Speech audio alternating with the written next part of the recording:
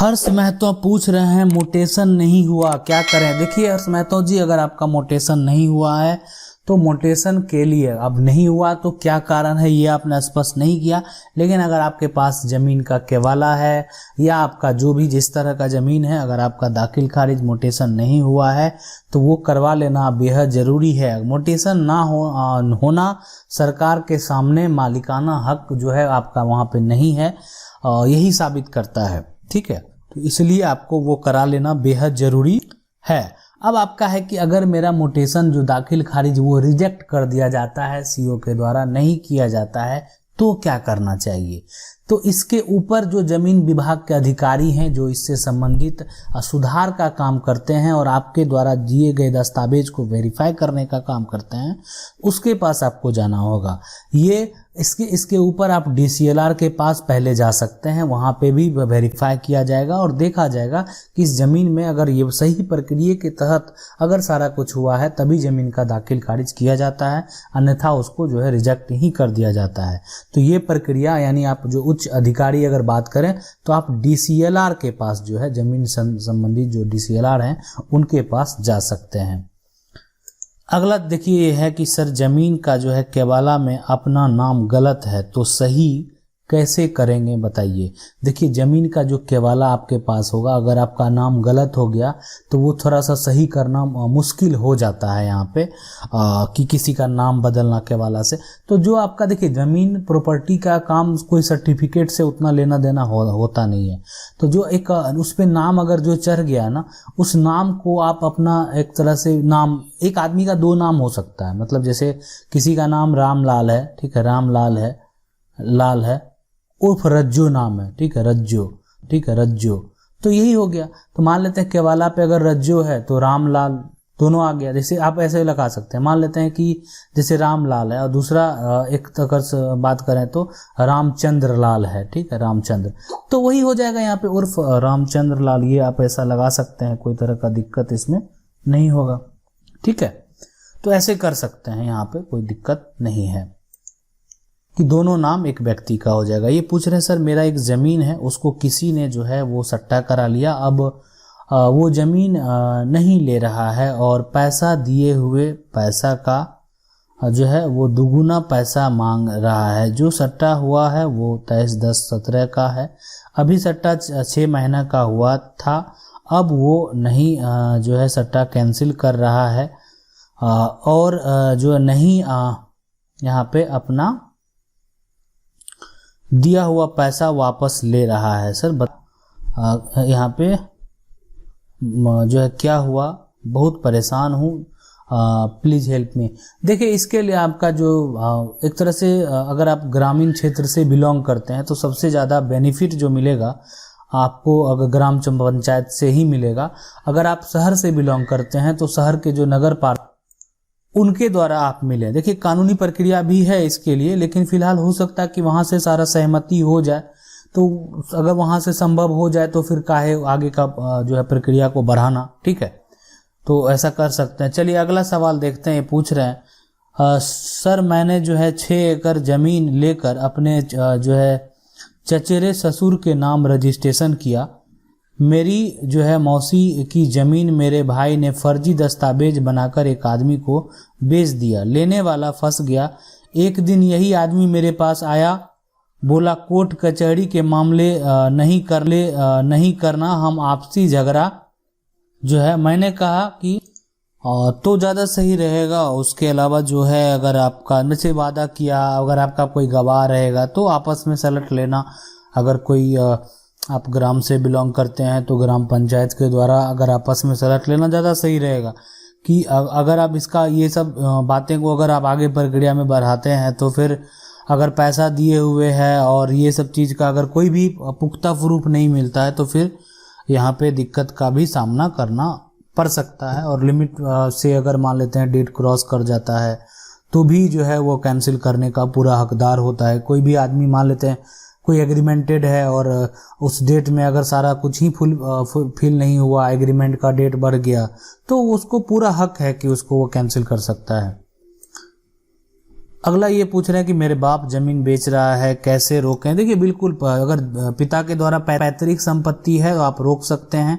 इसके लिए जो है ना, सबसे पहला ये चीज़ जो है आपको क्या करना चाहिए कि पहले अंचल अधिकारी के पास जाना चाहिए कि मैसेज से जमीन बेचा जा रहा है, लेकिन कोई फ़ायदा नहीं होगा। मतलब आप समझ सकते हैं, थोड़ा देर के लिए थाना प्रभारी के पास भी जाना चाहिए, कैसे ऐसे संपत्ति, दूसरी संपत्ति क्यों बेचा जा रहा है भाई, यो भी बात है ना। एक होता है कि संपत्ति मतलब एक लुटाने के लिए बेचा जा रहा है, एक होता है कि कोई नेसेसरी चीज के लिए बेचा जा रहा है। लेकिन फिर भी पैतृक संपत्ति में अगर पिता है और बेटे हैं तो दोनों का समान अधिकार है। मतलब इतना अधिकार अगर पिता का, इतना अधिकार बेटा है, इसलिए कि बेटा के द्वारा पिता पे भी पार्टीशन सूट जो है वो किया जाता है और हक लिया जाता है। तो इसको आप जो है आगे कर सकते हैं और इसके लिए जो है केस फाइल बंटवारा के लिए कर सकते हैं। ये पूछ रहे हैं कि सर अगर लोकल थाना जो है धारा 144 और धारा 107 करके भेजा गया है तो एसडीएम कोर्ट में तो भेजा गया, तो इसमें क्या, बिल्कुल इसका जब भी डेट आपको पड़ेगा तो उस पर पहल कीजिए और उसका जो भी प्रक्रिया होता है उसको फुलफिल करने का प्रयास कीजिए और एक वकील भी जरूर रख लीजिए कि ताकि कोई तरह का दिक्कत नहीं हो, ठीक है। नहीं तो अगर आप इस पे एक तरह से इसको इग्नोर करेंगे तो आपको फिर हो सकता है कि दूसरा प्रक्रिया झेलना पड़ जाए। तो इसलिए ज़्यादा सही रहेगा कि आप इसके डेट को जरूर वहाँ पे जो है अपना जो सहमति है वहाँ पे एक तरह से या उपस्थिति है वो दर्ज कराएं। ये पूछ रहे हैं सर किसी ने गलत तरीके से हमारी ज़मीन अपने नाम करा ली, 20-25 साल हो गया, क्या अब मैं टाइटल सूट फाइल करना? बिल्कुल, 50 साल भी अगर हो जाता तो भी आप टीएस फाइल कर सकते हैं। टीएस फाइल आसानी से कर सकते हैं, लेकिन टीएस फाइल करने से पहले अपना डॉक्यूमेंट को दुरुस्त कर लें। ऐसा नहीं कि आप ही के वकील को डेट मांगना पड़े कि ये कागज़ नहीं है वगैरह वगैरह जो भी। तो इसलिए सबसे ज़रूरी होता है कि उससे संबंधित जो भी आपका ज़मीन है, आपका ज़मीन अगर खतियानी है तो खतियान निकाल लें। आपका ज़मीन अगर मान लेते हैं रजिस्ट्री किया हुआ है तो आपका रजिस्ट्री का पेपर निकाल लें। तो ये अगर आप निकाल लेंगे तो ज़्यादा अच्छा रहेगा कि बाद में आपको परेशानी नहीं होगी। नहीं तो हो सकता है कि बाद में आप ही के वकील डेट ले रहे हैं कि हमको पेपर नहीं मिल रहा, बहुत तरह की चीज़ होती है। इसलिए पहले अगर आप माइंड सेट कर लें और बिल्कुल कर सकते हैं और आपका वापस भी आएगा अगर वो टाइटल वास्तविक में अगर वो आप ही का होगा तो। ये पूछ रहे हैं सर जो है यहाँ पे ग्राम समाज की ज़मीन पर अवैध कब्जा कैसे रोकें, जो है अमीन और सीओ मिला हुआ है।